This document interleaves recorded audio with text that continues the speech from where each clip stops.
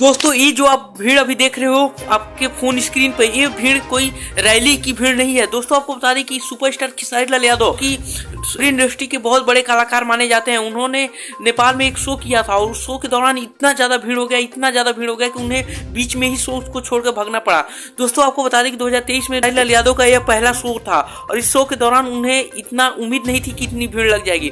दोस्तों खेसारी लाल यादव ने बहुत सारे शो किए हैं, लेकिन उन्होंने कहा कि नेपाल में जितना भीड़ लगा आज तक उन्होंने कभी सोचा भी नहीं था और सही सुरक्षा नहीं हो जाने के कारण उनके स्टेज पे चढ़ने लगे और जिस कारण उन्हें बीच में ही शो को छोड़कर भागना पड़ा। दोस्तों आपको बता दें कि खेसारी लाल यादव 2023 में पहला शो करने गए थे और इन्होंने इंस्टाग्राम पे एक पोस्ट करी और बताया कि हमें नेपाल वाले को दिल से धन्यवाद बोला और कहा कि मैं जल्द ही अगला शो करूंगा। दोस्तों आपको बता दें कि पवन सिंह और 2023 में कोई भी स्टेज शो नहीं आया गया है। हमें उम्मीद रहेगा कि पवन सिंह भी कोई जरूर नया स्टेज शो करेंगे।